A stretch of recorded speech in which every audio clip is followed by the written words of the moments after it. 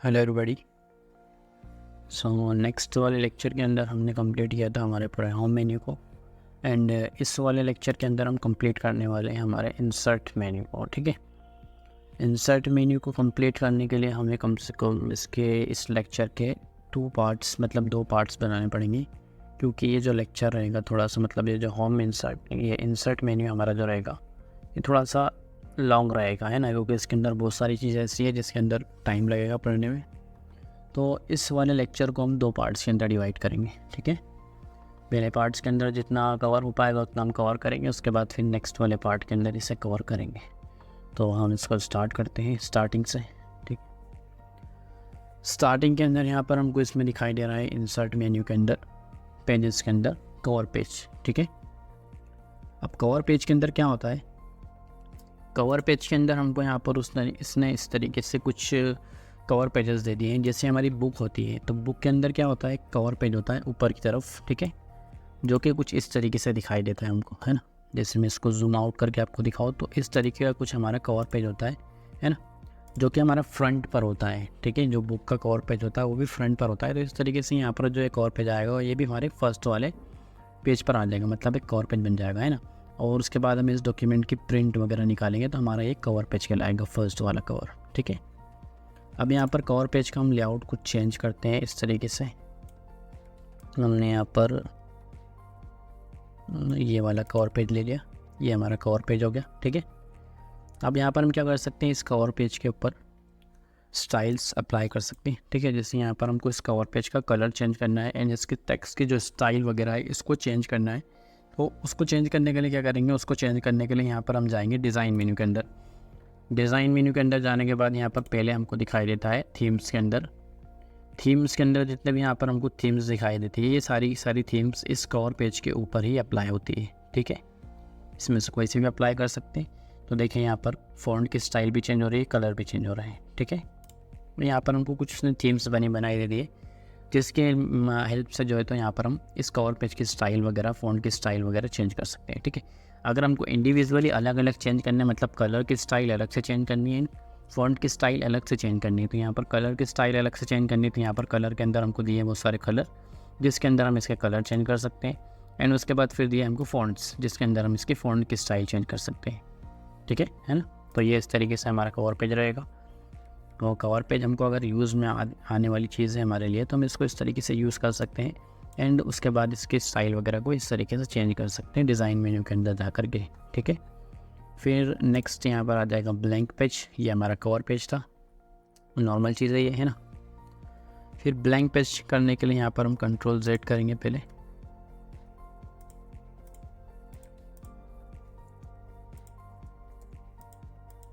इसको हमने हटा दिया। ब्लैंक पेज क्या करता है हमारे लिए, ब्लैंक पेज हमारे लिए एक ब्लैंक पेज इंसर्ट करके देता है। ठीक है, जिस तरीके से हमारा जो शॉर्टकट की होती है ब्लैंक पेज इंसर्ट करने की, Ctrl+Enter, कंट्रोल के साथ हम इंटर करते हैं तो यहाँ पर एक ब्लैंक पेज हमारा आ जाता है। ठीक है, उसी तरीके का ब्लैंक पेज हम यहाँ से ले सकते हैं। इसके ऊपर हम कर्सर लेकर के जाएंगे तो यहाँ पर ऑप्शन आएगा ऐड ब्लैंक पेज। इसके ऊपर हम जितना क्लिक करेंगे उतने हमारे ब्लैंक पेजेस आते जाएंगे। ठीक है, नीचे की तरफ। तो ये नॉर्मल तरीका होता है ब्लैंक पेज लेने का, है ना।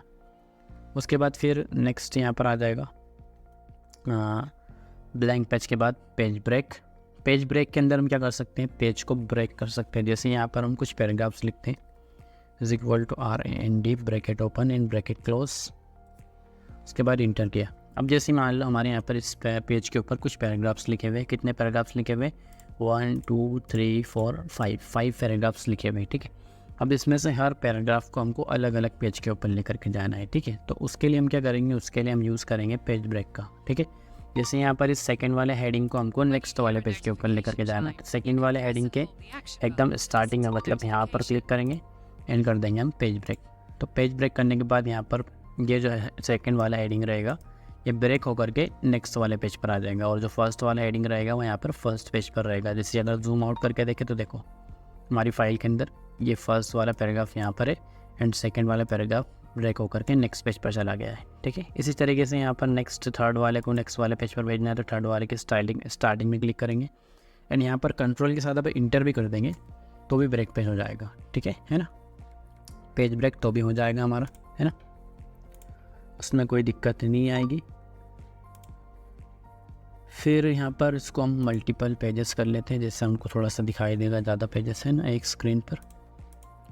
फिर यहाँ पर नेक्स्ट इस वाले पेज को, इस वाले पैराग्राफ को नेक्स्ट वाले पेज पर भेजना है, तो यहाँ पर फिर हम कर देंगे कंट्रोल के साथ इंटर, तो पेज ब्रेक हो जाएगा हमारा, ठीक है। इसको अगर अगले पेज पर भेजना है तो फिर से कर देंगे कंट्रोल के साथ इंटर, तो ये नेक्स्ट पेज पर चला जाएगा। इस तरीके से यहाँ पर देखो अब हमारे हर पेज के ऊपर एक अलग अलग हेडिंग हो गया है, ठीक है। ये फर्स्ट वाला, सेकंड वाला, थर्ड वाला, फोर्थ वाला, फिफ्थ वाला। इसको हमने किस तरीके से किया, इसको हमने पेज ब्रेक की हेल्प से ब्रेक कर करके अलग अलग पेजेस पर भेजा है, ठीक है, नॉर्मल चीज़ है।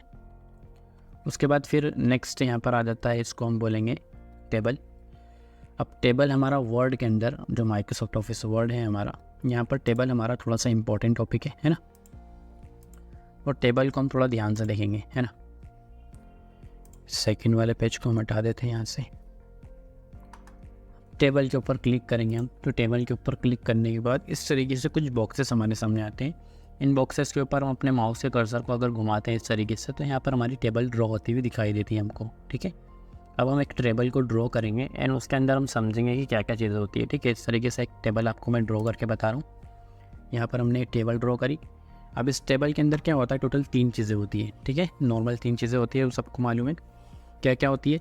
सबसे पहले तो इस टेबल के अंदर होते हैं रोज़, ठीक है, जो आपको यहाँ पर आड़ी आड़ी लाइनें दिखाई देती है, ये वाली है ना, जो हॉरिजॉन्टली लाइंस आपको यहाँ पर दिखाई देती है टेबल के अंदर, इसको हम रोज़ बोलते हैं, ठीक है। उसके बाद जो यहाँ पर खड़ी खड़ी लाइनें दिखाई देती है, जो वर्टिकली लाइंस यहाँ पर दिखाई देती है ना, इनको हम कॉलम्स बोलेंगे। उसके बाद एक रोज़ एंड कॉलम्स से मिलकर के एक जो बॉक्स बनता है ये वाला, ठीक है, यहाँ पर बहुत सारे बॉक्सेस बन रहे हैं। अब इन बॉक्सेस को हम यहाँ पर सेल बोलते हैं, ठीक। तो यहाँ पर टेबल के अंदर टोटल 3 चीज़ें हो गई, पहला रोज़ हो गए, उसके बाद कॉलम्स हो गए एंड उसके बाद ये सेल हो गया, ठीक है। क्लियर है ये चीज़। अब यहाँ पर हम इस टेबल को हटा देंगे एंड स्टार्टिंग से एक टेबल बना करके आपको दिखाऊंगा मैं। अब यहाँ पर हमको टेबल बनानी है एंड उसके अंदर कुछ डेटा फिल करना है एंड फिर उसके ऊपर प्रैक्टिकल वर्क करना है, ठीक है। तो यहाँ पर हम 4x4 की टेबल बना रहे हैं। यहाँ पर आपने देखना जितनी बड़ी आप टेबल बनाओगे उतने नंबर्स यहाँ पर काउंट होंगे। देखो यहाँ पर 4x4 लिखा हुआ है, मतलब 4x4 की हम टेबल बना रहा है, जिसके अंदर 4 कॉलम्स और 4 रोज़ है, ठीक है। आप यहाँ पर गिन सकते हो, जैसे 1 2 3 4 कॉलम्स हो गए, उसके बाद 1 2 3 4 रोज़ हो गई, ओके। यहाँ पर हमने जितनी टेबल बनाई थी उतनी ही बनी हमारी टेबल। अब इस टेबल के अंदर हमको एक डेटा फिल करना है। आपको भी ये चीज़ ध्यान रखनी है कि आप जब भी टेबल के ऊपर कोई प्रैक्टिस वर्क करो तो उसके अंदर कुछ डेटा फिल करके उसके ऊपर वर्क करो, ठीक है। इससे ये चीज़ हमारे प्रैक्टिस में आ जाएगी। जैसे यहाँ पर हमने डेटा फिल करना स्टार्ट किया, नेम, क्लास, सिटी, उसके बाद मोबाइल नंबर एंड यहाँ पर हमने नेक्स्ट वाले का नाम डाला जय, क्लास इसकी हमने डाल दी 12th, सिटी इसकी यहाँ पर हम डाल देते हैं इंदौर, उसके बाद मोबाइल नंबर हम कुछ भी डाल देंगे। उसके बाद फिर नेक्स्ट यहाँ पर हम डालेंगे नाम नेक्स्ट वाले का, फिर इसकी क्लास हमने डाल दी, फिर यहाँ पर हमने डाल दिया उसकी सिटी, फिर यहाँ पर हमने डाल दिया मोबाइल नंबर, फिर यहाँ पर हमने डाला नेक्स्ट वाला नाम, उसके बाद इसकी क्लास डाली, फिर यहाँ पर हमने डाल दिया इसका नेक्स्ट, इसकी सिटी भी हम डाल देते हैं, ठीक है। सिटीज़ को हम यूनिक ले लेते हैं थोड़ी सी और, ठीक है। तो यहाँ पर इस तरीके से हमने एक टेबल बनाई है। टेबल के अंदर हमने कुछ डेटा भी फिल किया है, ठीक है। अब टेबल के अंदर क्या होगा, टेबल को जब हम इंसर्ट करेंगे तो यहाँ पर जो हमारी मेन्यूज़ बार है, यहाँ पर जो हमने पढ़ा था स्टार्टिंग में, उसको हम मेन्यूज़ बार बोलते हैं। इस मेन्यूज़ बार के अंदर क्या होगा, एक डिज़ाइन एंड एक लेआउट मेन्यू ऐड होगा, जिसके अंदर हमको टेबल से रिलेटेड उसने टूल्स दे रखे हैं, ठीक है। अब ये डिज़ाइन एंड लेआउट मेन्यू अभी ऑन है, अभी हमको दिखाई दे रहा है, लेकिन हम जब जैसे ही टेबल के बाहर कहीं पर क्लिक कर देंगे पेज के अंदर, तो फिर यहाँ पर ये मेन्यूज़ हट जाएंगे, ठीक है। फिर से इन मेन्यूज़ के अंदर जाने के लिए यहाँ पर हमको टेबल के ऊपर क्लिक करना होगा, उसके बाद ये मेन्यूज़ हमको यहाँ पर दिखाई देंगे, ठीक है। ये बात क्लियर है। उसके बाद यहाँ पर डिज़ाइन के अंदर हम स्टार्ट करेंगे। सबसे पहले तो हमको दिखाई दे रहा है टेबल स्टाइल ऑप्शंस। अब यहाँ पर हम टेबल स्टाइल ऑप्शंस को पहले नहीं पढ़ेंगे, पहले यहाँ पर हम टेबल स्टाइल पढ़ेंगे। टेबल स्टाइल हमको क्लियर होगी, उसके बाद यहाँ पर हम टेबल स्टाइल ऑप्शंस को उसके ऊपर अप्लाई कर सकते हैं, ठीक है। यहाँ पर हम टेबल स्टाइल के ऊपर क्लिक करेंगे, डाउन एरो के ऊपर, तो इस तरीके से यहाँ पर हमको बहुत सारे टेबल के स्टाइल दिखाई देती है, ठीक है। इसमें से कोई सी भी स्टाइल हम अप्लाई कर लेंगे अपनी टेबल के ऊपर। जैसे हमने ये वाली स्टाइल अप्लाई कर ली है ना। अब उसके बाद टेबल स्टाइल ऑप्शन के अंदर हमको पहले दिखाई दे रहा है हेडर रो। अब हेडर रो हमने देखा कि हेडर रो किसको बोलते हैं, ठीक है। अब रो किसको बोलते हैं, रो हमको यहाँ पर जो हॉरिजॉन्टली लाइंस दिखाई देती है, जो आड़ी आड़ी लाइंस दिखाई देती हैं यहाँ पर टेबल के अंदर, इसको हम रोज़ बोलते हैं। क्लियर है ये चीज़। अब यहाँ पर वो दे रहा है हेडर रो। अब हेडर रो हमारी कहाँ पर रहेगी, क्योंकि हेडर जो होता है हमारा सबसे ऊपर होता है, ठीक है। तो यहाँ पर जो सबसे ऊपर वाली रो रहेगी वो हेडर रो कहलाएगी। जैसे name, class, city, mobile number, मतलब इसको हम आइडेंटिफाई करेंगे वो किससे करेंगे। जैसे हेडर रो आपसे पूछूँ जैसे मैं आपसे पूछूँ कि हेडर रो कौन सी है, तो फिर आप कैसे कहोगे, आप कहोगे कि नेम वाली रो हेडर रो है, ठीक है। मतलब उसका जो फर्स्ट वाला नेम लिखा हुआ है वो नेम लिखा हुआ है, ठीक है। तो नेम वाली पूरी रो हेडर रो कहलाएगी। उसके बाद सेकंड वाली रो कौन सी है, तो सेकंड वाली रो अजय वाली रो कहलाएगी। उसके बाद थर्ड वाली रो विजय वाली कहलाएगी। उसके बाद फोर्थ वाली रो राहुल वाली कहलाएगी। इसी तरीके से कॉलम को आइडेंटिफाई करना है कि कौन सा कॉलम किस नाम से पहचाना जाएगा। तो फिर यहाँ पर कॉलम के फर्स्ट में जो नाम लिखा हुआ है वो उस नाम से आइडेंटिफाई होगा, ठीक है। मतलब यहाँ पर ये क्लास वाला कॉलम है, ये सिटी वाला कॉलम है, ये मोबाइल नंबर वाला कॉलम है, ये नेम वाला कॉलम है, ठीक है। इस तरीके से, है ना। अब यहाँ पर जो हमारा हेडर रो है उसके ऊपर अभी चेक मार्क लगा हुआ दिखाई दे रहा है हमको। इस चेक मार्क को हम हटा देंगे तो यहाँ पर हमारा जो ये हेडर रो के ऊपर हमको जो स्टाइल शो हो रही थी ब्लू वाली लाइन, वो ब्लू वाली लाइन यहाँ से हट जाएगी, ठीक है। ये नॉर्मल चीज़ है ना। उसके बाद फिर यहाँ पर फर्स्ट कॉलम के अंदर क्या है, अब यहाँ पर ये तो थी हमारी हेडर रो।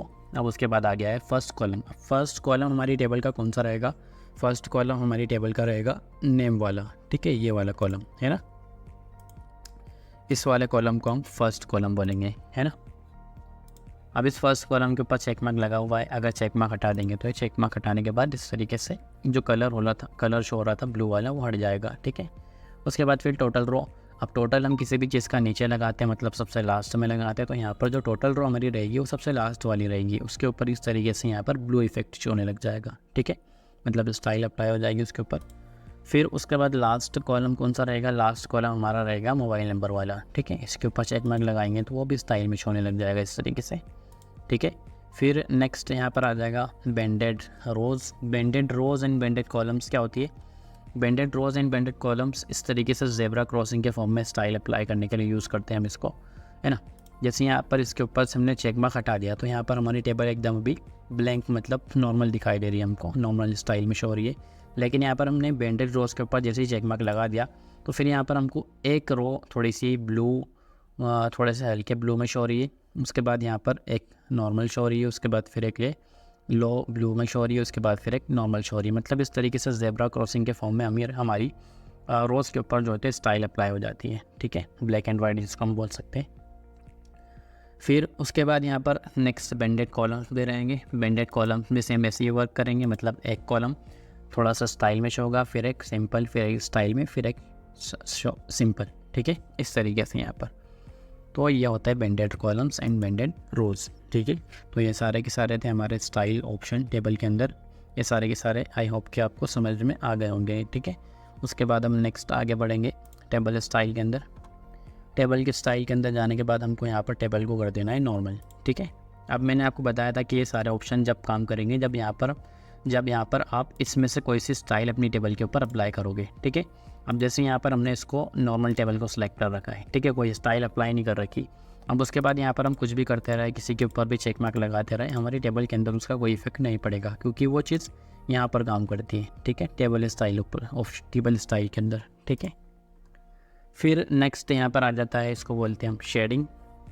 शेडिंग हमने यहाँ पर देखा था होम के अंदर, मैंने आपको बताया था ये वाला, इसको हमने वहाँ पर छोड़ दिया था और मैंने आपको बताया था कि मैं आपको टेबल के अंदर इसका रियल यूज़ बताऊँगा,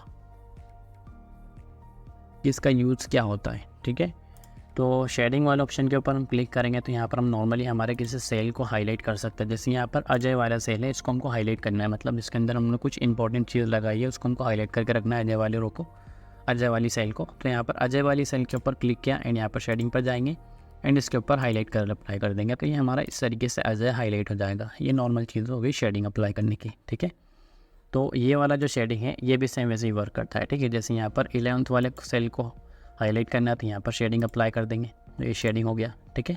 अब इसमें और इसमें क्या डिफरेंट है, इसको हम अप्लाई कर रहे हैं तो ये पूरे सेल के ऊपर फील हो जा रहा है, ठीक है। देखो यहाँ पर इस तरीके से पूरे सेल के ऊपर फील हो जा रहा है, लेकिन इस वाले हाईलाइट कलर को हम अप्लाई करेंगे सेल के ऊपर तो वो सेल के ऊपर फिल नहीं होगा, वो इस तरीके से जो यहाँ पर इसके अंदर टेक्स्ट लिखा हुआ है उस टेक्स्ट के ऊपर अप्लाई होगा, ठीक है। पूरे सेल के अंदर वो फिल नहीं हो सकता है ना। इस तरीके से यहाँ पर हमारा ये वाला हाईलाइट कलर का काम करता है, जिसको हम टेक्स्ट हाईलाइट कलर बोलते हैं। और उसके बाद यहाँ पर ये जो दिखाई दे रहा है इसको हम शेडिंग बोलते हैं, जो कि पूरे सेल के अंदर अप्लाई हो जाता है, पूरे सेल के अंदर फिल हो जाता है, ठीक है। तो ये नॉर्मल डिफरेंट रहता है इन दोनों के अंदर। उसके बाद फिर नेक्स्ट यहाँ पर आ जाता है, इसको बोलते हैं हम बॉर्डर स्टाइल। अब ये जो बॉर्डर स्टाइल आपको दिखाई दे रही है, उसके बाद ये बॉर्डर की स्टाइल चेंज करना, उसके बाद फिर बॉर्डर की विड्थ वगैरह बढ़ाना कम करना, और उसके बाद इसका कलर वगैरह चेंज करना। ये सारी चीज़ें कहाँ पर काम करती है, ये सारी चीज़ें हमारी जब हम यहाँ पर लेआउट मेन्यू के अंदर ये देखेंगे ड्रॉ टेबल के अंदर ये सारी चीज़ें काम करती है, ठीक है। और ड्रॉ टेबल देखते टाइम हम इसको भी क्लियर कर लेंगे। अभी यहाँ पर हम आगे बढ़ जाते हैं। आगे यहाँ पर दिखाई दे रहा है हमको बॉर्डर्स का ऑप्शन। बॉर्डर्स के ऑप्शन में हमको वही चीज़ें दिखाई दे रही है जो यहाँ पर हमने होम मेन्यू के अंदर देखी थी, इस वाले बॉर्डर के अंदर, ठीक है। जैसे bottom border, top border, left border, right border वगैरह, है ना, सारी चीज़ें वही रिपीट हो गई। अब टेबल के अंदर उसने यहाँ पर ऑप्शन देकर हमको बॉर्डर का, मतलब यहाँ पर इस टेबल के अंदर से हम किसी चीज़ की, मतलब किसी जगह से बॉर्डर को हटाना चाहते हैं तो हटा सकते हैं, ठीक है। इसके लिए यहाँ पर हम क्या करेंगे, टेबल को ऑल सेलेक्ट करेंगे। टेबल को ऑल सेलेक्ट करने के लिए यहाँ पर इस जगह पर आपको इस तरीके से एक बटन देता है, वो है ना, ये वाला। इस बटन के ऊपर हम क्लिक करते हैं तो यहाँ पर हमारी पूरी टेबल एक साथ सेलेक्ट हो जाती है, ठीक है। अब जाएंगे बॉर्डर्स के ऊपर। बॉर्डर्स के ऊपर जाने के बाद यहाँ पर हम bottom border, top border, right border, जो भी बॉर्डर हमको हटानी हटा सकते हैं। लेकिन यहाँ पर हम एक चीज़ देखेंगे पहले कि अगर हम यहाँ पर से टेबल के ऊपर से सारी बॉर्डर्स को हटा दें, मतलब इसको हम कर दें नो बॉर्डर, है ना। अब देखो हमारी टेबल के ऊपर से हमने सारी बॉर्डर हटा दिए। अब यहाँ पर लेआउट के अंदर अगर हम जाएंगे एंड यहाँ पर हमको जो दिखाई दे रहा है ऑप्शन सेकेंड नंबर पर, ये वाला व्यू ग्रिड लाइंस। अब व्यू ग्रिड लाइंस वाले ऑप्शन के ऊपर हम क्लिक कर देंगे तो देखो अब यहाँ पर क्या हो रहा है, अब यहाँ पर हमको कुछ बॉर्डर शो हो रही है डॉट डॉट में, ठीक है ना। अब ये एक्चुअल में बॉर्डर्स नहीं है ना, इसको हम ग्रिड लाइंस बोलते हैं या फिर गाइड लाइन, हाँ ग्रिड लाइन से इसको बोलते हैं हम, है ना। ये जो ग्रिड लाइंस होती है ये क्या करती है, हमको गाइड करती है इस तरीके से, एक मतलब स्ट्रक्चर शो करती है हमारे सामने कि हमारी टेबल का जो स्ट्रक्चर होगा वो इस तरीके से दिखाई देगा, ठीक है। मतलब इस तरीके से आपकी टेबल के अंदर बॉर्डर्स अप्लाई होगी, ठीक है। ये जो नॉर्मली ये जो आपको दिखाई दे रही है एक्चुअल में बॉर्डर्स नहीं है ना। अगर हम इसका प्रिंट का प्रीव्यू अगर देखें तो प्रिंट का प्रीव्यू के अंदर हमको वो जो हमारी पिक्चर टेबल दिखाई देगी वो एकदम नॉर्मल बिना बॉर्डर्स के दिखाई देगी, है ना। देखो यहाँ पर कोई बॉर्डर हमको पिक्चर प्रिंट के लेआउट के अंदर नहीं दिखाई दे रही है। क्यों नहीं दिखाई दे रही है, क्योंकि यहाँ पर हमने अपनी टेबल के ऊपर कोई बॉर्डर अप्लाई करके नहीं रखी है। ये जो आपको यहाँ पर दिखाई दे रही है ये ग्रिड लाइन्स है, जो कि प्रिंट के अंदर नहीं आती है, जो कि केवल यहीं पर शो होती है ना, फाइल के अंदर ही शो होती है। प्रिंट के अंदर इसका कोई लेना देना नहीं है। अगर हम चाहते हैं कि हमारी प्रिंट भी बॉर्डर वाली आए तो यहाँ पर हम टेबल को ऑल सेलेक्ट करेंगे एंड फिर अप्लाई करेंगे ऑल बॉर्डर्स, ठीक है। अब यहाँ पर हमारी प्रिंट बॉर्डर वाली आएगी, प्रिंट देंगे, देखिए अब यहाँ पर हमारा प्रीव्यू बॉर्डर वाले दिखाई दे रहा है, मतलब अब जो प्रिंट आने वाली है वो बॉर्डर वाली आने वाली है, ठीक है। तो इस तरीके से यहाँ पर हम प्रिंट के अंदर बॉर्डर्स को हटा सकते हैं, इन बॉर्डर्स को दे सकते हैं। फिर उसके बाद फिर यहाँ पर आ जाता है next border painter. Border painter यहाँ पर कोई नॉर्मली ज़्यादा यूज़ में आने वाली चीज़ नहीं है, वो यहीं पर जो हमारा पेन कलर दिखाई दे रहा है वैसे ही यहाँ पर सेम ये वर्क करेगा, उसके अंदर कोई डिफरेंट नहीं ज़्यादा, है ना। उसके बाद फिर नेक्स्ट यहाँ पर हम स्विच करेंगे लेआउट के अंदर। ये हमारा डिज़ाइन था, डिज़ाइन नॉर्मली था, समझ में आ गया होगा आपको आसानी से। उसके बाद फिर नेक्स्ट लेआउट के अंदर क्या है, पहला यहाँ पर दिखाई दे रहा है सिलेक्ट। सिलेक्ट के अंदर पहला यहाँ पर आपको दिख रहा है सिलेक्ट सेल। अब यहाँ पर जो हमको टेबल के अंदर अलग अलग चीज़ें दे रखी है उसने, है ना, अब इन सारी चीज़ों को हम सिलेक्ट भी कर सकते हैं, ठीक है। जैसे यहाँ पर हमारा पहला दिखाई दे रहा है सेलेक्ट सेल, तो मैंने आपको बताया था सेल किसको बोलते हैं हम, सेल हम एक बॉक्स को बोलते हैं, जो कि एक रोज़ एंड कॉलम्स से मिलकर जो एक बॉक्स बनता है उसको हम सेल बोलते हैं। जैसे ये वाला है ना, ये सेल कहलाता है। अगर इस सेल को सिलेक्ट करना है तो यहाँ पर उसने ऑप्शन दिया है सिलेक्ट सेल का, तो इस सेल को सिलेक्ट कर सकते हैं। उसके बाद फिर सेलेक्ट कॉलम, तो किसी कॉलम को सिलेक्ट करना है तो हम किसी कॉलम को सिलेक्ट कर सकते हैं। उसके बाद फिर सिलेक्ट रो, तो किसी रो को सिलेक्ट करना है तो हम उस रो को सिलेक्ट कर सकते हैं। फिर सिलेक्ट टेबल, तो फिर रो सिलेक्ट टेबल मतलब किसी टेबल को सिलेक्ट करना है, मतलब पूरी टेबल को सिलेक्ट करना है तो पूरी टेबल को भी सिलेक्ट हम कर सकते हैं। अब यहाँ पर जो ऑप्शन उन्होंने दिए हैं इन सारे ऑप्शंस को हम अपने माउस के क्लिक करके भी ऑप्शंस को यूज़, मतलब अपने माउस से क्लिक करके हम इन सारी चीज़ों को सिलेक्ट कर सकते हैं इन ऑप्शंस के ऊपर क्लिक किए बिना, है ना। कैसे करेंगे, जैसे यहाँ पर पहला ऑप्शन क्या दे रहा है, सिलेक्ट सेल, फिर कॉलम, फिर रो। अब हमको पहले सेल को सिलेक्ट करना है, तो सेल को सिलेक्ट करने के लिए जिस तरीके से मैंने आपको यहाँ पर 12th वाला सेल सिलेक्ट करके दिखाया, आपको क्या करना है, आपको यहाँ पर सेल के बॉटम लेफ्ट में आना है, ठीक है। मतलब ये वाला जो आपको एरिया दिखाई दे रहा है ये बॉटम लेफ्ट कहलाएगा, मतलब बॉटम साइड में लेफ़्ट साइड, ठीक है। अब ये बॉटम साइड में लेफ़्ट साइड आप आओगे, जब आप आओगे यहाँ पर, तो फिर आपको सेल के अंदर आपको इस तरीके से एक एरो दिखाई देगा जो कि 12th की तरफ जाता हुआ दिखाई दे रहा है, ठीक है। अब इस एरो के ऊपर आप क्लिक करोगे तो यहाँ पर आपका जो सेल रहेगा वो सिलेक्ट हो जाएगा, ठीक है। उसी तरीके से यहाँ पर आप आओगे एंड क्लिक करोगे तो सेल सेलेक्ट होगा, यहाँ पर आओगे क्लिक करोगे तो सेल सेलेक्ट होगा, यहाँ पर आओगे क्लिक करोगे तो ये सेल सेलेक्ट हो जाएगा, ठीक है। तो इस तरीके से नॉर्मली हम किसी भी सेल को सिलेक्ट कर सकते हैं। उसके बाद फिर नेक्स्ट यहाँ पर आता है सिलेक्ट कॉलम। सिलेक्ट कॉलम करने के लिए क्या करेंगे, यहाँ पर हम सिलेक्ट कॉलम करने के लिए यहाँ पर हम इस पूरे कॉलम को इस तरीके से सिलेक्ट कर सकते हैं, ठीक है। तो ये सिलेक्ट हो गया हमारा पूरा कॉलम, है ना। फिर नेक्स्ट यहाँ पर सिलेक्ट रो। सिलेक्ट रो करने के लिए जिस भी रो को सिलेक्ट करना है नॉर्मली उस रो के फ्रंट पर आ जाएंगे एंड क्लिक कर देंगे तो वो रो पूरी सिलेक्ट हो जाएगी लास्ट तक, ठीक है, इस तरीके से, है ना। उसके बाद फिर नेक्स्ट यहाँ पर आता है हमारा व्यू ग्रिड लाइन्स, तो हमने देख ही लिया। उसके बाद फिर नेक्स्ट आ जाएगा प्रॉपर्टीज़। प्रॉपर्टीज़ के अंदर क्या रहता है, प्रॉपर्टीज़ के अंदर यहाँ पर प्रॉपर्टीज़ के अंदर हमको कुछ चीज़ें दिखाई देती है जिनको समझने के लिए यहाँ पर हमको पहले कुछ पैराग्राफ्स इंसर्ट करने पड़ेंगे। जैसे यहाँ पर हमने किया is equal to R&D bracket open bracket close. अब इन पैराग्राफ्स को इंसर्ट करने के बाद यहाँ पर हम पहले तो अपनी टेबल का साइज़ कुछ छोटा सा करेंगे, थोड़ा साइज़ थोड़ा छोटा करेंगे अपनी टेबल का साइज़ हमने यहाँ पर इतना छोटा किया।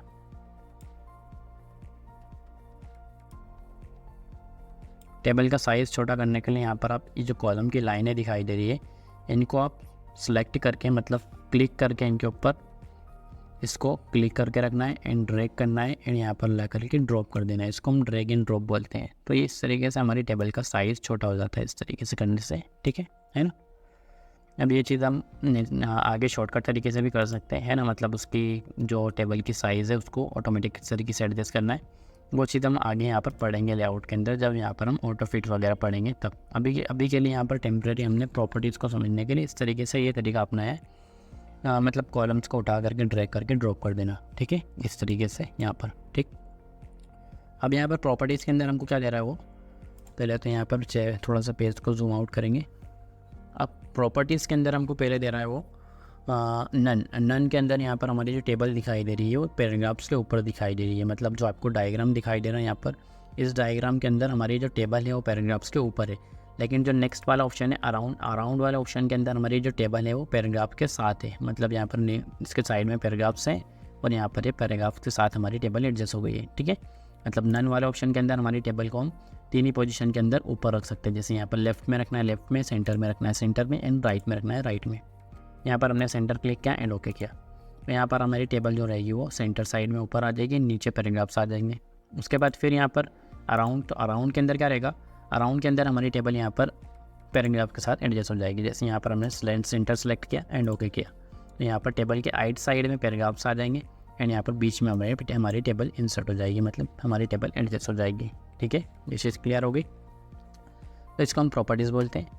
फिर उसके बाद फिर नेक्स्ट आ जाता है हमारा, इसको हम बोलेंगे, हमने कंट्रोल Z किया। नेक्स्ट यहाँ पर हमारा आ जाएगा लेआउट के अंदर ड्रॉ टेबल, ठीक है। ड्रॉ टेबल के अंदर हम क्या कर सकते हैं, ड्रॉ टेबल के अंदर यहाँ पर नॉर्मली इस टेबल के अंदर कोई बॉर्डर वगैरह ड्रॉ कर सकते हैं, ठीक है। जैसे यहाँ पर हमने ड्रॉ टेबल किया तो यहाँ पर पेंसिल का आइकॉन आ रहा है, पेंसिल का कर्सर आ रहा है। अब इससे क्या कर सकते हैं हम, यहाँ पर अलग से कोई टेबल के अंदर बॉर्डर वगैरह कॉलम वगैरह ऐड कर सकते हैं इस तरीके से। ये चीज़ हो रही है ना। इसके अंदर हमको पार्टीशंस करने, उन पार्टीशंस को भी कर सकते हैं छोटे छोटे। ये चीज़ हो गई। अब यहाँ पर इसको हमको बंद कर देना है। अब इसके अंदर हम छोटा मोटा डेटा भी फिल कर सकते हैं इस तरीके से, जैसे नंबर्स वगैरह फिल करने, है ना, ठीक है। ये चीज़ क्लियर है और ये इस तरीके से हम कर सकते हैं। अब यहाँ पर इसको इरेज करने के लिए यहाँ पर हम क्या करेंगे, इरेजर का यूज़ करेंगे, इरेज पर क्लिक करेंगे एंड जितना हमको इरेज करना उतना सेलेक्ट कर लेंगे, वो इरेज हो जाएगा, ठीक है। फिर यहाँ पर इस लाइन को इरेज करना है तो इस लाइन के ऊपर क्लिक करेंगे, इरेज कर देंगे, इरेज हो जाएगी। फिर इरेजर को बंद कर देंगे, ठीक है। तो इस तरीके से इरेज कर सकते हैं एंड ड्रॉ कर सकते हैं। अब ड्रॉ करते टाइम हमने जब ड्रॉ किया था तो नॉर्मली एक बॉर्डर से ही पतली सी बॉर्डर ड्रॉ हो रही थी, लेकिन हमको उस बॉर्डर की विड्थ वगैरह को, स्टाइल वगैरह को चेंज करना है तो यहाँ से हम कर सकते हैं। जैसे यहाँ पर उसकी स्टाइल चेंज हो जाएगी, फिर उसका यहाँ पर विड्थ वगैरह कम ज़्यादा हो जाएगी। उसके बाद यहाँ से उसका कलर चेंज हो जाएगा, है ना। फिर यहाँ से उसकी स्टाइल वगैरह चेंज हो जाएंगी, ठीक है, बॉर्डर की। तो वो चीज़ आपने प्रैक्टिकली करके देख लेना, हो जाएगी, ठीक है, नॉर्मल चीज़ है वो। फिर नेक्स्ट यहाँ पर आ जाएगा हमारा डिलीट। डिलीट के अंदर हमको वही चीज़ें दिखाई देगी जैसे delete cell, delete column, delete row, delete table, जो हमने यहाँ पर सिलेक्ट के अंदर देखा था। सिलेक्ट के अंदर हम इन चीज़ों को सिलेक्ट कर रहे थे, डिलीट के अंदर यहाँ पर हमको इन चीज़ों को डिलीट करना है, ठीक है। जैसे यहाँ पर पहला दिखाई दे रहा है डिलीट सेल। अब यहाँ पर जैसे 12th वाला हमारा सेल है, इसको हमको डिलीट करना है, तो यहाँ पर हम जाएंगे डिलीट पर एंड डिलीट सेल। तो डिलीट सेल करने के बाद यहाँ पर इस तरीके से एक छोटा सा डायलॉग बॉक्स ओपन होगा हमारे सामने, जो कि हमसे पूछेगा कुछ क्वेश्चंस, ठीक है। पहले यहाँ पर दिखाई दे रहा है शिफ्ट सेल लेफ्ट, मतलब यहाँ पर हम जो ये वाला सेल डिलीट कर रहे हैं तो यहाँ पर एक बीच में खाली जगह नहीं छोड़ेगा वो, ठीक है। मतलब इसकी जगह पर आपको कोई सा सेल शिफ्ट करना पड़ेगा, ठीक है, इसके साइड वाला या फिर इसके नीचे वाला। तो यहाँ पर हमको 2 ऑप्शन दे रहा है वो, शिफ्ट सेल लेफ्ट, मतलब जो इंदौर वाला सेल दिखाई दे रहा है वो लेफ्ट में शिफ्ट हो जाएगा, मतलब इसकी जगह पर शिफ्ट हो जाएगा। उसके बाद नेक्स्ट दे रहा है यहाँ पर शिफ्ट सेल अप, मतलब यहाँ पर जो 11th वाला सेल है वो अप में शिफ्ट हो जाएगा, ठीक है। तो यहाँ पर हम अप वाला ऑप्शन सेलेक्ट कर लेते हैं एंड ओके कर देते हैं। तो यहाँ पर 12th वाला सेल डिलीट हो जाएगा और नेक्स्ट नीचे वाला सेल ऊपर शिफ्ट हो जाएगा, अप में शिफ्ट हो जाएगा, ठीक है। अब यहाँ पर हमको ऐसा नहीं करना है, मतलब इनको अप में और इसको लेफ़्ट में शिफ्ट नहीं करना है। तो यहाँ पर हम क्या कर सकते हैं, मतलब इसको हमको ब्लैंक रहने देना है। तो ब्लैंक रहने देने के लिए कुछ नहीं करना है, आपको यहाँ पर बैक स्पेस कर देना है। तो ये कॉलम, तो ये सेल हमारा ब्लैंक हो जाएगा, ठीक है। इसके अंदर हम कोई चीज़ नई भी टाइप करेंगे तो भी चलेगा, है ना। उसके बाद फिर नेक्स्ट यहाँ पर आ जाता है, इसको हम बोलेंगे इसके अंदर कुछ बचा है ना, इसके अंदर हमारा नेक्स्ट आ जाएगा डिलीट कॉलम्स, ठीक है।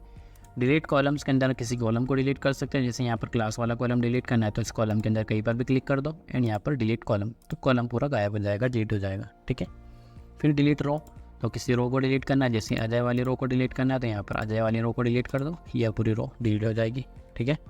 फिर नेक्स्ट यहाँ पर डिलीट टेबल, किसी टेबल को डिलीट करना है तो यहाँ पर डिलीट टेबल, तो पूरी टेबल डिलीट हो जाएगी। ये चीज़ क्लियर हो गई। फिर नेक्स्ट यहाँ पर आ जाता है हमारा इंसर्ट के अंदर यहाँ पर हम क्या कर सकते हैं, इंसर्ट कर सकते हैं रोज़ एंड कॉलम्स को, ठीक है। यहाँ पर इंसर्ट अबव और इंसर्ट बिलो जो दिखाई दे रहे हैं, ये कॉलम, ये रोज़ को इंसर्ट करेंगे, और insert left and insert right जो दिखाई दे रहा है ये कॉलम्स को इंसर्ट करेंगे, ठीक है। जैसे यहाँ पर हमको कोई सी रो इंसर्ट करनी है, अब अजय वाली रो के ऊपर इंसर्ट करनी है रो को, तो यहाँ पर इंसर्ट अबव कर देंगे, तो अजय वाली रो के ऊपर एक इंसर्ट हो जाएगी रो। उसके बाद अजय वाली रो के नीचे इंसर्ट करनी है तो यहाँ पर इंसर्ट बिलो कर देंगे, तो यहाँ पर नीचे की तरफ एक रो इंसर्ट हो जाएगी। जितनी चाहे उतनी कर सकते हैं, है ना, कोई ज़रूरी नहीं, जितनी बार क्लिक करते रहेंगे उतनी बार रोज़ इंसर्ट होती चली जाएगी, ठीक है। अब कॉलम्स के लिए क्या है, जैसे क्लास वाले कॉलम के लेफ्ट में एक कॉलम चाहिए तो यहाँ पर हम कर देंगे इंसर्ट, राइट में कॉलम चाहिए तो यहाँ पर हम कर देंगे इंसर्ट राइट, तो यहाँ पर राइट में कॉलम आ जाएगा। उसके बाद लेफ्ट में इंसर्ट करना है कॉलम को, तो यहाँ पर कर देंगे इंसर्ट लेफ्ट, तो यहाँ पर लेफ्ट में जितने कॉलम्स इंसर्ट करना है उतने कर सकते हैं, ठीक है। ये चीज़ क्लियर है।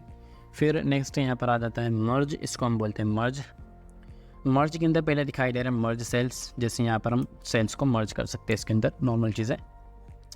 अब मर्ज का मतलब होता है जोड़ना, तो यहाँ पर जो मर्ज सेल आपका अभी आपको दिखाई दे रहा है ये अभी ऑप्शन विजिबल नहीं है, ठीक है, काम नहीं कर रहा है। कब काम करेगा, जब यहाँ पर हम एक से ज़्यादा सेल्स को सिलेक्ट करेंगे, मतलब मर्ज करना है यहाँ पर। तो मर्ज तो नॉर्मल सी बात है, हम एक से ज़्यादा को ही करेंगे, 2 चीज़ों को जोड़ सकते हैं आपस में। तो यहाँ पर हमने 2 सेल्स को एक साथ सिलेक्ट किया, उसके बाद यहाँ पर मर्ज सेल पर क्लिक किया, तो ये हमारा एक सेल जो हमारे 2 सेल थे ये एक सेल बन चुका है, मतलब मर्ज हो चुके हैं, ठीक है। इसको हम बैक स्पेस करेंगे तो ये ऊपर चला जाएगा, है ना, ठीक है। ये एक सेल बन गया बन चुका है, मतलब, है ना। फिर उसके बाद कंट्रोल Z किया एंड फिर नेक्स्ट आ जाएंगे स्प्लिट सेल्स। स्प्लिट सेल के अंदर हम क्या कर सकते हैं, स्प्लिट सेल के अंदर इस सेल के अंदर छोटी सी एक टेबल बना सकते हैं, ठीक है। यहाँ पर स्प्लिट सेल के ऊपर क्लिक किया एंड नंबर ऑफ कॉलम्स के अंदर यहाँ पर हमने कॉलम्स की क्वांटिटी दे दी, क्वांटिटी हमने यहाँ पर कॉलम्स की दे दी 4। नंबर ऑफ रोज़ की क्वांटिटी यहाँ पर हम दे देते 3, ठीक है। उसके बाद ओके किया, तो देखो यहाँ पर 4 कॉलम्स और 3 रोज़ वाली एक टेबल बन गई है 12th वाला सेल के अंदर ही, ठीक है। जैसे यहाँ पर 1 2 3 4 कॉलम्स है इसके अंदर एंड 1 2 3 रोज़ है ना। ये चीज़ हो रही स्प्लिट सेल के बाद आता है स्प्लिट टेबल के अंदर यहाँ पर हम इस टेबल को स्प्लिट कर सकते हैं, है ना, तोड़ सकते हैं आपस में। जैसे यहाँ पर नेम वाली और अजय वाली रो को हमको अलग अलग करना है, तो यहाँ पर हम क्या करेंगे, अजय वाली रो के ऊपर क्लिक करेंगे, स्प्लिट टेबल कर देंगे, तो यहाँ पर नेम वाली अलग हो जाएगी एंड अजय वाली अलग हो जाएगी, ठीक है। मतलब ये दोनों अलग अलग टेबल बन चुकी है ना। ये अलग टेबल है और ये एक अलग टेबल है, दोनों स्प्लिट हो चुकी है ना। कंट्रोल Z हमने किया। उसके बाद फिर यहाँ पर आता है next auto fit. Auto fit के अंदर क्या है, ऑटो फिट के अंदर आपको दिखाई देता है पहला auto fit to content and next दिखाई देता है ऑटो फिट टू विंडो, फिर फिक्स कॉलम विड्थ। अब इसके अंदर क्या होता है कि दो ऑप्शंस लगभग सेम होते हैं, ठीक है, auto fit to content and auto fit to window. अभी इनका यूज़ क्या होता है, इसका यूज़ होता है हमारी टेबल की विड्थ को फिट करना, है ना, किसके अकॉर्डिंग। यहाँ पर पहला ऑप्शन दिखाई दे रहा है ऑटो फिट टू कंटेंट, मतलब इसके अंदर हम जो देखेंगे इसके अंदर क्या होगा कि हमारी जो विड्थ रहेगी टेबल की वो ऑटोमेटिकली कंटेंट के अकॉर्डिंग फिट हो जाएगी, ठीक है। मतलब इसके अंदर जितना कंटेंट लिखा हुआ होगा उतना ही हमारे कॉलम के अंदर विड्थ वो लेगी, ठीक है। जैसे यहाँ पर हम ऑटो फिट टू कंटेंट इसके ऊपर अप्लाई करें तो यहाँ पर हमारी टेबल का ऑटोमेटिकली जो विड्थ है वो ऑटोमेटिकली फिट हो चुकी है ना, एडजस्ट हो चुकी है कंटेंट के अकॉर्डिंग। मतलब उसके अंदर जितनी चीज़ें लिखी हुई उतनी उसने ऑटोमेटिकली स्पेस ले ली है। अब इसके अंदर हम कुछ भी लिखेंगे इस तरीके से, तो जितना इसके अंदर हम लिखेंगे ऑटोमेटिकली इसके कॉलम की विड्थ बढ़ती चली जाएगी, ठीक है ना, इस तरीके से नॉर्मल। अब नेक्स्ट जो यहाँ पर दिखाई दे रहा है auto fit to window. Auto fit to window के अंदर क्या है, ऑटो फिट टू विंडो के अंदर हमारी जो टेबल की विड्थ रहेगी वो स्टार्टिंग में तो विंडो के बराबर ही रहेगी, ठीक है। मतलब यहाँ पर जो हमारी स्क्रीन है, जो हमारा पेज है, पेज के बराबर की इसकी विड्थ रहेगी, है ना। लेकिन हम इसके अंदर कुछ लिखेंगे ज़्यादा तो फिर ऑटोमेटिकली इसके कॉलम की जो विड्थ रहेगी वो ऑटोमेटिकली एडजस्ट हो जाएगी कंटेंट के अकॉर्डिंग, ठीक है, इस तरीके से, जिस तरीके से हमारा ऑटो फिट टू कंटेंट के अंदर हो रहा था, ठीक है। ये नॉर्मल चीज़ है, मतलब लगभग दोनों सेम वर्क कर रहे हैं, auto fit to content and auto fit to window. लेकिन जो फिक्स कॉलम विड्थ है इसके हमको नाम के अंदर ही दिखाई दे रहा है कि इसकी कॉलम की जो विड्थ रहेगी वो फिक्स रहेगी, ठीक है ना। और फिक्स्ड कॉलम विड्थ हमने अप्लाई किया। अब इस कॉलम के अंदर हम कुछ भी लिखेंगे, कितना भी लिखेंगे तो वो कॉलम की विड्थ ऑटोमेटिकली नहीं बढ़ेगी, ठीक है, ऑटोमेटिकली नीचे इंटर हो जाएगा, है ना। देखो ऑटोमेटिकली विड्थ नहीं बढ़ रही है, ऑटोमेटिकली नीचे की तरफ इंटर हो रहा है, ठीक है। कंट्रोल Z किया तो auto fit to content and auto fit to window दोनों सेम वर्क कर रहे हैं एंड फिक्स्ड कॉलम विड्थ अलग है, ठीक है। इसके अंदर कॉलम की विड्थ फिक्स रहेगी, ठीक, ये चीज़ क्लियर हो गई। फिर नेक्स्ट यहाँ पर सेल साइज़ के अंदर यहाँ पर हम सेल की हाइट एंड विड्थ को एडजस्ट कर सकते हैं। जो चीज़ यहाँ पर हमने जैसे करी थी, जैसे यहाँ पर हमको रो की हाइट बढ़ानी है तो रो की हाइट बढ़ाने के लिए यहाँ पर रो की लाइन के ऊपर जाएंगे तो यहाँ पर इस तरीके से अप एंड डाउन का एक एरो आ जाएगा। अब इस एरो को पकड़ करके हम नीचे की तरफ ड्रैग करेंगे तो यहाँ पर हमारी रो की हाइट बढ़ जाएगी। एंड कॉलम की विड्थ को कम ज़्यादा करना है तो यहाँ पर कॉलम की लाइन के ऊपर जाएंगे तो लेफ्ट एंड राइट का एरो आ जाएगा। इसको पकड़ करके माउस का क्लिक करके रखेंगे एंड यहाँ पर इस तरीके से ड्रैग करेंगे या फिर ड्रॉप करेंगे तो कॉलम की विड्थ जो है वो ऑटोमेटिकली कम ज़्यादा हो जाएगी, ठीक है ना। तो ये चीज़ होती है कॉलम की विड्थ एंड हाइट के लिए। तो वो चीज़ यहाँ से भी हम सेट कर सकते हैं, मतलब हमको रोज़ की हाइट कितनी चाहिए वो यहाँ पर हम लिख देंगे और कॉलम्स की विड्थ हमको कितनी चाहिए वो यहाँ पर हम लिख देंगे। उसके बाद हमारी कॉलम्स एंड रोज़ की विड्थ तो उतनी हो जाएगी जो हमने यहाँ पर लिखी है, ठीक है। तो ये नॉर्मल चीज़ है। इसके बाद जो नेक्स्ट हमको दिखाई देता है यहाँ पर अलाइनमेंट्स के अंदर क्या होता है, अलाइनमेंट्स के अंदर यहाँ पर 9 डायरेक्शंस होती है टोटल, है ना। देखो यहाँ पर जो सी हमको पहले दिखाई दे रही 3 टॉप के अंदर, top left, top centre and top right, तो वो इसी तरीके से 9 डायरेक्शन हमको दिखाई देती तीन पोजीशन के अंदर, है ना। तो यहाँ पर इन पोजीशंस को अप्लाई करने के लिए क्या करेंगे, जैसे नेम है तो इस नेम की पोजीशन को हम अप्लाई कर मतलब चेंज कर सकते हैं, ठीक है। जैसे यहाँ पर अभी टॉप लेफ्ट के अंदर है तो टॉप सेंटर कर सकते हैं इसको, तो टॉप सेंटर में आ जाएगा। उसके बाद टॉप लेफ्ट कर देंगे तो टॉप राइट कर देंगे तो टॉप राइट में चले जाएगा। उसके बाद फिर bottom left, bottom centre, bottom right, उसके बाद फिर ये सेंटर लेफ्ट, सेंटर राइट, उसके बाद फिर bottom left, bottom centre and bottom right. इस तरीके से 9 डायरेक्शंस यहाँ पर टोटल होती है, ठीक है। उसके बाद फिर अलाइनमेंट्स, तो अलाइनमेंट्स के अंदर यहाँ पर इसका हम अलाइनमेंट चेंज कर सकते हैं। जैसे यहाँ पर इसका टेक्स्ट डायरेक्शन, तो यहाँ पर इसका टेक्स्ट का डायरेक्शन हम चेंज कर सकते हैं। जैसे यहाँ पर इसका डायरेक्शन चेंज हो गया तो मूव कर सकते हैं इसको हम 3 डायरेक्शंस के अंदर। फिर उसके बाद सेल मार्जिन, तो सेल मार्जिन यहाँ पर नॉर्मल चीज़ है। जैसे यहाँ पर हमने इसकी हाइट एंड विड्थ सेट करी थी उसी तरीके से यहाँ पर सेल का मार्जिन हम सेट कर सकते हैं, ठीक है। फिर नेक्स्ट यहाँ पर डेटा के अंदर आ जाता है सॉर्ट के अंदर क्या होता है, जैसे यहाँ पर हमारी टेबल बनी हुई है इसके अंदर हम कंट्रोल Z करते हैं एंड कंट्रोल Z किया। अब यहाँ पर क्या करेंगे, हम एक कॉलम इंसर्ट करेंगे लेफ्ट के अंदर, जिसके अंदर हम यहाँ पर देंगे सीरियल नंबर, ठीक है। इसको हमने दे दिया 1, ये 2 और ये 3, है ना। अब यहाँ पर जो डेटा हमारा फील है, ये जो नंबर्स हमको दिखाई दे रहे हैं ये असेंडिंग ऑर्डर में है, ठीक है। मतलब 1 से स्टार्ट हो रहे हैं और थर्ड पर एंड हो रहा है। अब यहाँ पर जो ये सॉर्ट दिखाई दे रहा है आपको, सॉर्ट सेम वैसे ही वर्क करेगा जैसे यहाँ पर हमने इसको होम के अंदर पढ़ा था, ठीक है। सॉर्ट के अंदर हमने यहाँ पर होम में क्या पढ़ा था, हमने असेंडिंग एंड डिसेंडिंग ऑर्डर्स यहाँ पर पढ़े थे, तो वही असेंडिंग एंड डिसेंडिंग ऑर्डर्स यहाँ पर भी रहेंगे, ठीक है। असेंडिंग एंड डिसेंडिंग ऑर्डर मतलब असेंडिंग ऑर्डर उसको कहते हैं जहाँ पर हमारी गिनती 1 से स्टार्ट होती है एंड 10 पर एंड होती है, ठीक है, उसको हम असेंडिंग ऑर्डर बोलते हैं। या फिर ABCD में A से स्टार्ट होती है और Z पर एंड होती है, उसको हम असेंडिंग ऑर्डर बोलते हैं। डिसेंडिंग ऑर्डर में उल्टा हो जाता है, मतलब 10 से स्टार्ट होगी और 1 पर एंड होगी, मतलब Z से स्टार्ट होगी और A पर एंड होगी, ठीक है, वो डिसेंडिंग ऑर्डर कहलाता है ना। तो यहाँ पर जो हमारी गिनती अभी दिखाई दे रही है हमको, ये असेंडिंग ऑर्डर में, ठीक है, इसको हमने सेलेक्ट किया। अब यहाँ पर एक चीज़ ध्यान रखना है कि जो 1 है, 1 के सामने अजय दिखाई दे रहा है, ठीक है, अजय का डेटा फिल है। उसके बाद जो सेकेंड है उसके सामने तो विजय का है, थर्ड के सामने यहाँ पर राहुल का डेटा फिल है, ठीक है। तो असेंडिंग ऑर्डर के अंदर जैसे यहाँ पर हमने असेंडिंग ऑर्डर के अंदर तो अभी है ही वो, इसके ऊपर हमने अप्लाई किया descending order. Descending order apply करने के बाद ओके किया, तो उस डिसेंडिंग ऑर्डर अप्लाई करने के बाद क्या होता है कि हमारी जो गिनती का जो डेटा रहेगा सामने का, वो डेटा भी ऊपर नीचे हो जाएगा, ठीक है। मतलब यहाँ पर 1 के सामने जो डेटा था अजय का, वो 1 के सामने ही है, ठीक है, मतलब ऊपर से यहाँ आ चुका है, ठीक है। तो इसके टेबल के अंदर सॉर्टिंग चलाते टाइम हमको इस टाइम का इस चीज़ का ध्यान रखना पड़ता है, ठीक है ना, कि हमको डेटा को आगे पीछे नहीं करना, मतलब डेटा इसके जो डेटा रहेगा इसके अंदर टेबल के अंदर, वो भी आगे पीछे हो जाएगा नंबर्स के साथ साथ, ठीक है। जो 1 के सामने डेटा रहेगा वो 1 के सामने रहेगा, जो सेकंड के सामने रहेगा वो सेकंड के सामने ही रहेगा, जो थर्ड के सामने रहेगा वो थर्ड के सामने ही रहेगा, ठीक है। उसके बाद इसको फिर से असेंडिंग किया एंड ओके किया, यहाँ पर फिर से असेंडिंग ऑर्डर में आ गया, मतलब 1 से लेकर 30 तक, ठीक है। तो इस तरीके से टेबल के अंदर हम सॉर्टिंग चला सकते हैं, ठीक है। फिर नेक्स्ट यहाँ पर आ जाता है convert to text. Repeat header row को हम लास्ट में देख लेंगे, पहले हम यहाँ पर देख लेते हैं convert to text. Convert to text के अंदर हम क्या कर सकते हैं, कन्वर्ट टू टेक्स्ट के ऊपर क्लिक करेंगे, यहाँ पर पैराग्राफ मार्क्स के ऊपर क्लिक करेंगे। तो यहाँ पर जो कन्वर्ट टू टेक्स्ट है, इसके अंदर हमको एक फिगर के अंदर यहाँ पर दिखाई दे रहा है कि एक टेबल है, ठीक है। इस टेबल के अंदर क्या है, इस टेबल के अंदर इस फिगर के अंदर एक टेबल बनी हुई है और वो टेबल से डेटा निकल करके पैराग्राफ के अंदर कन्वर्ट हो रहा है, टेक्स्ट के अंदर कन्वर्ट हो रहा है, ठीक है। तो इस चीज़ को यहाँ पर हम बोलते हैं कन्वर्ट टू टेक्स्ट, मतलब यहाँ पर जो हमको ये डेटा दिखाई दे रहा है इसको हम टेक्स्ट के अंदर कन्वर्ट कर सकते हैं, ठीक है। कन्वर्ट टू टेक्स्ट के ऊपर क्लिक किया एंड यहाँ पर पैराग्राफ मार्क्स के ऊपर क्लिक किया एंड ओके किया। तो यहाँ पर हमारा जो डेटा रहेगा वो पैराग्राफ मार्क्स के रूप में यहाँ पर पेज के ऊपर इस तरीके से इंसर्ट हो जाएगा, ठीक है। मतलब यहाँ पर फर्स्ट वाला serial number, name, class, city, उसके बाद फिर मोबाइल नंबर एंड फिर यहाँ पर 1 Ajay, 12th Indore and mobile number. इस तरीके से यहाँ पर पैराग्राफ मार्क्स के फॉर्म में हमारा डेटा टेबल से निकल करके यहाँ पर इंसर्ट हो जाएगा पेज के ऊपर, ठीक है ना।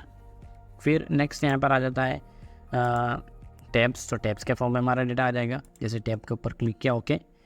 अब यहाँ पर क्या हो रहा है, हमारा डेटा जो है वो टैब के फॉर्म में इंसर्ट हो गया है, ठीक है। मतलब यहाँ पर जो हमारा नेम है इसको हम बैक स्पेस करेंगे अगर, तो टैब बटन के ऊपर ये बैक स्पेस करने के बाद यहाँ से इसके ऊपर एकदम चिपक गया है सीरियल नंबर के ऊपर। अब इसके बाद हम टैब बटन प्रेस करेंगे तो यहाँ पर टैब बटन प्रेस करने के बाद इतनी स्पेस बढ़ जाती है, ठीक है। मतलब हमारा जो टैब बटन होता है उसको प्रेस करने से हमारी स्पेस थोड़ी सी ज़्यादा बढ़ जाती है इस तरीके से, ठीक है। नॉर्मली हम स्पेस बटन दबा देते हैं, यहाँ पर हमारी स्पेस कम बढ़ती है इस तरीके से, लेकिन टैब बटन से स्पेस हमारी ज़्यादा बढ़ जाती है, ठीक है, इस तरीके, ठीक। तो ये टैब बटन के फॉर्म में यहाँ पर हम इंसर्ट कर सकते हैं डेटा को पेज के ऊपर। उसके बाद फिर यहाँ पर नेक्स्ट आ जाता है कन्वर्ट के अंदर कॉमास। कॉमास के फॉर्म में भी यहाँ पर हम डेटा को इंसर्ट कर सकते हैं, ठीक है। जैसे यहाँ पर हमारा सीरियल नंबर के बाद सीरियल नंबर के बाद कॉमा, फिर सीरियल नंबर के बाद नेम, फिर नेम के बाद कॉमा, फिर क्लास, फिर कॉमा, फिर सिटी, फिर कॉमा, फिर मोबाइल नंबर। इस तरीके से कॉमा के फॉर्म में यहाँ पर डेटा को कन्वर्ट कर सकते हैं पेज के ऊपर, ठीक है। फिर नेक्स्ट यहाँ पर आ जाता है हमारा अदर्स। अदर्स के अंदर हम कोई भी सिंबल रख सकते हैं यहाँ पर इस बॉक्स के अंदर, जैसे यहाँ पर भी प्लस लिखा हुआ है, ओके किया तो यहाँ पर प्लस के फॉर्म में डेटा कन्वर्ट होकर के पेज के ऊपर आ जाएगा, जैसे serial number plus name plus class plus city plus mobile number वगैरह, ठीक है ना। तो इस तरीके से यहाँ पर हम कन्वर्ट कर सकते हैं टेक्स्ट के अंदर से डेटा को, टेबल के अंदर से टेक्स्ट के अंदर, ठीक है। तो ये हो गया हमारा कंप्लीट। उसके बाद फिर फार्मूलाज को हम एक्सेल जब पढ़ेंगे तो एक्सेल के अंदर हम इसको अच्छे से एक्सप्लेन करेंगे फार्मूलाज को, है ना। अभी इसको यहाँ पर हम रहने देते हैं। इससे पहले यहाँ पर हम देख लेते हैं रिपीट हेडर रो, ठीक है। रिपीट हेडर रो के अंदर क्या होता है, अब यहाँ पर इस पूरे टेबल को हम हटा देंगे एंड नई टेबल बनाएंगे। अब इस रिपीट हेडर रो के अंदर यहाँ पर हमको एक बड़ी टेबल बनाना पड़ेगी, ठीक है। अब जैसे यहाँ पर हमको यहाँ पर जो टेबल दी हुई है 10/8 की दी हुई है, ठीक है। मतलब यहाँ पर देखना आपने 10x8 की टेबल यहाँ पर आ रही है, मतलब हमको यहाँ पर 10/8 की टेबल हम बना सकते हैं।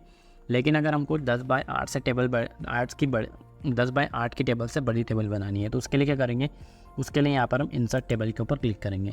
इंसर्ट टेबल के ऊपर क्लिक करने के बाद यहाँ पर हमको टेबल के अंदर जितने कॉलम्स चाहिए उतने कॉलम्स यहाँ पर लिख देंगे और जितनी रोज़ चाहिए उतनी रोज़ यहाँ पर हम लिख देंगे। जैसे हमको 200 रोज़ चाहिए तो यहाँ पर हमने 200 रोज़ लिखा एंड ओके किया। तो अब देखो यहाँ पर हमारी टेबल आ गई है जिसके अंदर 4 कॉलम्स है और 200 रोज़ है, ठीक है। जैसे यहाँ पर 1 2 3 4 कॉलम्स आ गए इसके अंदर और उसके बाद यहाँ पर हमारी जो रोज़ दिखाई दे रही है वो टोटल 200 है, जो कि टोटल 5 पेज पर इंसर्ट हुई है ना, 5 पेज इसके अंदर लगे हैं, ठीक है। और इस तरीके से यहाँ पर टेबल हम कितनी बड़ी बना सकते हैं अपने वर्ड के अंदर, है ना। इसके अंदर हमने क्या किया, इसके अंदर हमने एक हेडर रो दे दी, इसको यहाँ पर हम हेडर रो बोलेंगे, है ना। ये हेडर रो यहाँ पर हमने दे दी। अब इस हेडर रो को क्या करना है, हमको हर पेज के ऊपर रिपीट करना है ऐसे कैसे सेम टू सेम। मतलब यहाँ पर जो नीचे आपको टेबल दिखाई दे रही है ये वाले पेज के ऊपर, इसके ऊपर अभी हेडर रो नहीं आई है, ठीक है। यहाँ पर तो इसके ऊपर भी हमको हेडर रो को रिपीट करनी है। तो रिपीट करने के लिए क्या करेंगे, इस हेडर रो के ऊपर क्लिक करेंगे। अभी देखो यहाँ पर एक ऑप्शन बन है, विजिबल नहीं है, ठीक है। ये विजिबल क्यों नहीं है, क्योंकि यहाँ पर हमने हेडर रो के नीचे क्लिक कर रखा है, यहाँ पर क्लिक कर रखा है, ठीक है। अब यहाँ पर जैसे हम हेडर रो के ऊपर क्लिक करेंगे तो यहाँ पर हमारे ऑप्शन विजिबल हो जाएगा रिपीट हेडर रो वाला, ठीक है। इसके ऊपर हम क्लिक करेंगे तो उसके बाद यहाँ पर नीचे जितनी भी टेबल्स दिखाई दे रही है सारी की सारी इन टेबल्स के ऊपर भी हमारी हेडर रो रिपीट हो जाएगी, जैसे कि फर्स्ट वाली टेबल के ऊपर थी, ठीक है ना। देखो यहाँ पर हर टेबल के हर पेज की टेबल के ऊपर ये हेडर रो रिपीट हो चुकी है, ठीक है। और इस तरीके से यहाँ पर हम हेडर रो को रिपीट कर सकते हैं हर पेज के ऊपर, ठीक। इसको हटाना है तो यहाँ पर इसको बंद कर देंगे, फिर से वो रिपीट होना बंद हो जाएगी, ठीक है। क्लियर है ये चीज़, है ना। तो यहाँ पर हमने आज कंप्लीट कर लिया हमारे पूरे टेबल को। टेबल थोड़ा सा बड़ा टॉपिक था एंड इम्पॉर्टेंट टॉपिक भी था, तो उसके लिए हमने यहाँ पर थोड़ा सा ज़्यादा टाइम ले लिया। अब उसके बाद फिर आगे का जो हमारा लेक्चर रहेगा उसको हम थोड़ा सा आगे के पार्ट्स में डिवाइड कर देंगे, है ना। अब जो इलस्ट्रेशन हमको दिखाई दे रहा है इसको पूरे को हम एक लेक्चर के अंदर कंप्लीट कर लेंगे, ठीक है। आज के लिए हम इतना ही रहने देंगे। उसके बाद जो नेक्स्ट वाला हमारा रहेगा उसको हम नेक्स्ट वाले लेक्चर के अंदर क्लियर करेंगे। आज के लिए इतना ही, ठीक है।